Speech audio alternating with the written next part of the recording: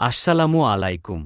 সবাইকে স্বাগতম আজকের ভিডিওতে আমরা দেখব প্রথম ধাপের শতভাগ মূল বেতন কার্যকর হলে ১৫তম গ্রেডের একজন কর্মচারীর মোট বেতন কত হতে পারে। এই হিসাবটি করা হবে নবম পে স্কেল ২০২৬ অনুযায়ী। তবে এখানে আমরা একটি উদাহরণ ধরে হিসাব করব যাতে বিষয়টি সহজে বোঝা যায়, কারণ সবার বর্তমান ধাপ, ইনক্রিমেন্ট এবং ভাতার ধরন এক রকম নাও হতে পারে। চলুন তাহলে ধাপে ধাপে পুরো হিসাবটি দেখে নেওয়া যাক। প্রথমেই আমরা দেখব অষ্টম জাতীয় পে স্কেল ২০১৫ অনুযায়ী ১৫তম গ্রেডের প্রথম ধাপের মূল বেতন কত ছিল।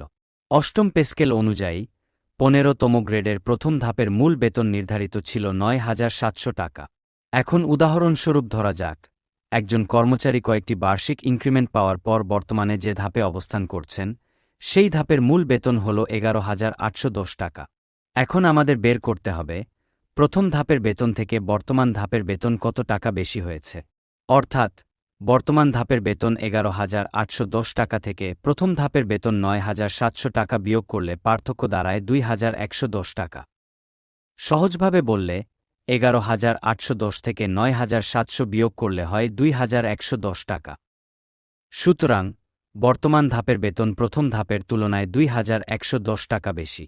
এই ২,১১০ টাকা পার্থক্যটি আমরা পরবর্তী ধাপে নবম পে স্কেলের নতুন প্রথম ধাপের সাথে সমন্বয় করব।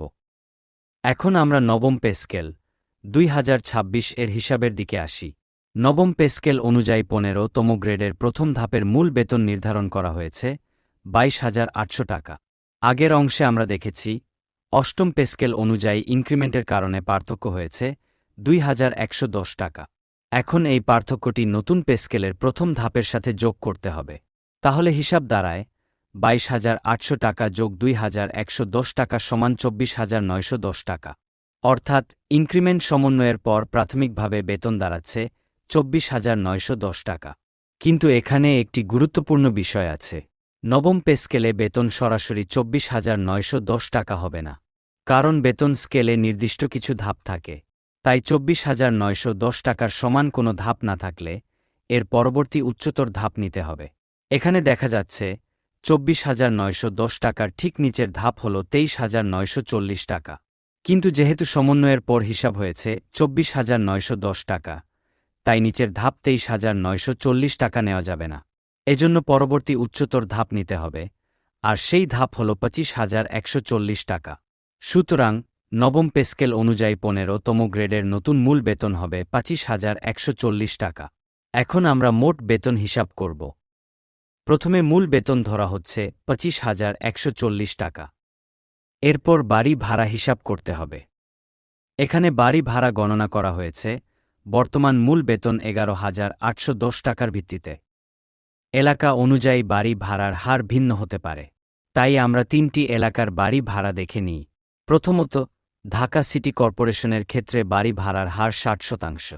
১১,৮১০ টাকার ৬০% সমান ৭,০৮৬ টাকা। দ্বিতীয়ত, অন্যান্য সিটি কর্পোরেশনের ক্ষেত্রে বাড়ি ভাড়ার হার ৫০%। ১১,৮১০ টাকার ৫০% সমান ৫,৯০৫ টাকা।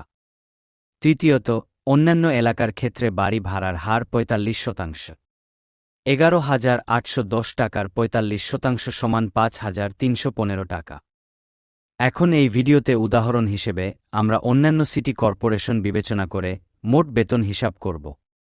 তাহলে আমাদের হিসাব হবে মূল বেতন ২৫,১৪০ টাকা, বাড়ি ভাড়া অন্যান্য সিটি কর্পোরেশন অনুযায়ী ৫,৯০৫ টাকা, চিকিৎসা ভাতা ১,৫০০ টাকা, শিক্ষা ভাতা এক সন্তানের জন্য ৫০০ টাকা, টিফিন ভাতা ২০০ টাকা এবং যাতায়াত ভাতা ৩০০ টাকা।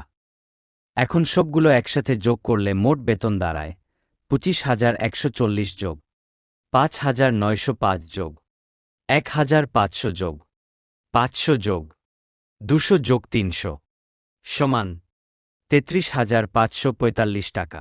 সুতরাং অন্যান্য সিটি কর্পোরেশনের ক্ষেত্রে ১৫তম গ্রেডের মোট বেতন দাঁড়াবে ৩৩,৫৪৫ টাকা। তবে মনে রাখতে হবে, এলাকা অনুযায়ী বাড়ি ভাড়া পরিবর্তিত হলে মোট বেতনও পরিবর্তিত হবে। যেমন ঢাকা সিটি কর্পোরেশনের ক্ষেত্রে বাড়ি ভাড়া বেশি হওয়ায় মোট বেতন আরও বেশি হবে। আবার অন্যান্য এলাকার ক্ষেত্রে বাড়ি ভাড়া কম হওয়ায় মোট বেতন কিছুটা কম হবে। উল্লেখ্য, ঝুঁকি ভাতা, ইউনিফর্ম ভাতা এবং ধোলাই ভাতা পূর্ববর্তী নিয়ম অনুযায়ী আগের মতোই বহাল থাকবে। এই ছিল ১৫তম গ্রেডের মোট বেতন হিসাবের একটি সহজ উদাহরণ। ভিডিওটি যদি আপনাদের উপকারে আসে তাহলে অবশ্যই লাইক দিন। আপনার সহকর্মী ও বন্ধুদের সাথে ভিডিওটি শেয়ার করুন। আর এই হিসাব সম্পর্কে আপনার কোনো মতামত বা প্রশ্ন থাকলে কমেন্টে জানাতে পারেন। এ ধরনের আরও বেতন হিসাবের ভিডিও পেতে চ্যানেলটি সাবস্ক্রাইব করে পাশে থাকুন। দেখার জন্য সবাইকে ধন্যবাদ। আল্লাহ হাফেজ।